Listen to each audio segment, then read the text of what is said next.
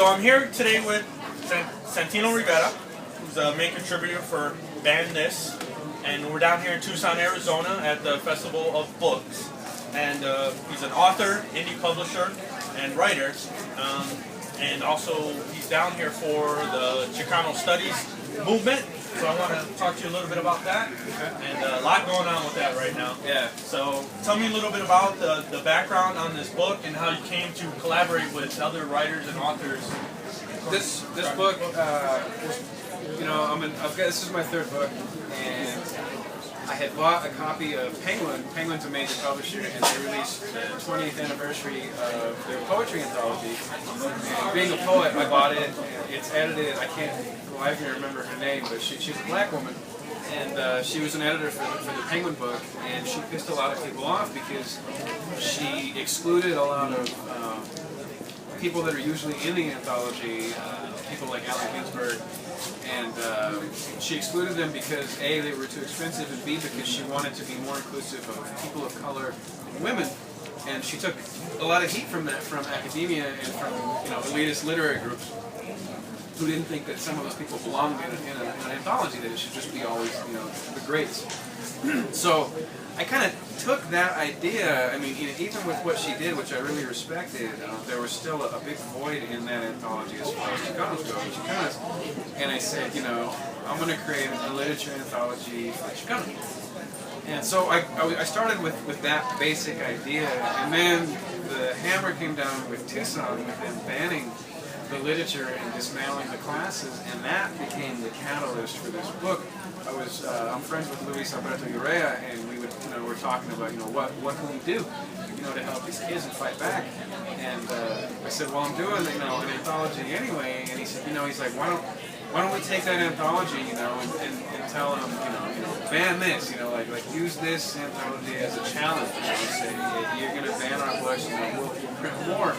And that's what I did, and through the advent of social media, I was able just to connect, from coast to coast with different authors and writers and colleagues, and anybody and everybody that I spoke to, like, yeah, I want to be a part of this, and I really want to do what I can.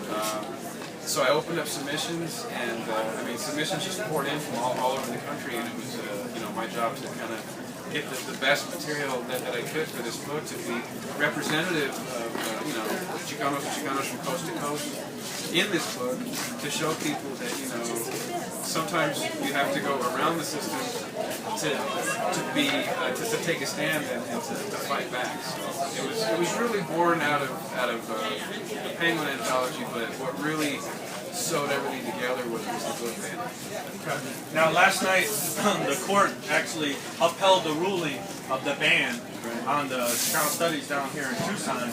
What are your thoughts on that, and where do you see it going as far as the future? You think there'll be kind of appeals, or kind of keep the fight going on that? Well, that's like I like to say in the Chicano movement, la lucha sigue, which means the struggle continues, which it does. I mean, it was very daunting news last night to learn now that it's at the federal level, that it's not just one local school district, it's not just a city or a state issue. Now it's federal. Now this is like national. So. Again, like when it originally happened, I take it as a personal challenge, it makes me want to fight back even harder now. I was talking to some of the students that have been affected by this this morning, and me and Luis Urrea were, talking with them, and I told him, a lot of people are kind of afraid to stick their neck out. A lot of people are afraid that they're going to get in trouble, or they're going to lose revenue, or something bad's going to happen if they speak out against this, or if they stand up for this. And what I'm trying to tell people is, D.A. Morales was saying, the area up here is kind of like walking on landmines. You never know when you're going to hit a landmine. And my point was, don't be afraid to hit a landmine. Don't be afraid to step on one. Take that shrapnel. What's the worst they can do to you? They're not going to throw you in jail. You know what I mean? Somebody, I made an off-color kind of joke earlier. I was in this morning when I was getting ready for this. I was thinking about the Lorax. I have two little girls, and they love the Lorax book and the Lorax movie. And one of the things the Lorax says in his movie and in the book is, if people don't care a whole awful lot, you know, nothing's gonna change. It's not, and that's true. And you know, the point of this panel and the book and everything that I've done, it is centered around Chicano studies, but Chicano studies are American studies. You know, Chicano history is American. I'm trying to get people who might not be Chicano or might not be from Arizona, Tucson, from anywhere, you know, just any regular Americans to care, you know, about this issue because it affects everybody. Censorship is un-American. This is a free speech issue, and our history is American history, and people need to care about this.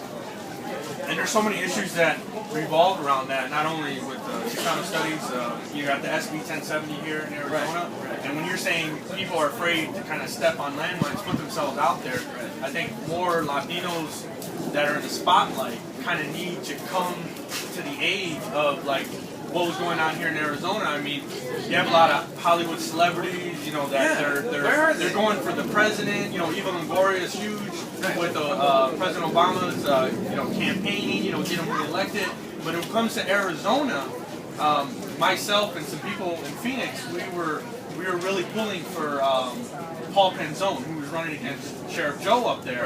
And you know, we had something at our house. We try to get people together, really get behind this guy. But you know, you hear people speaking out all over, like George Lopez calling Arpaio out on stage.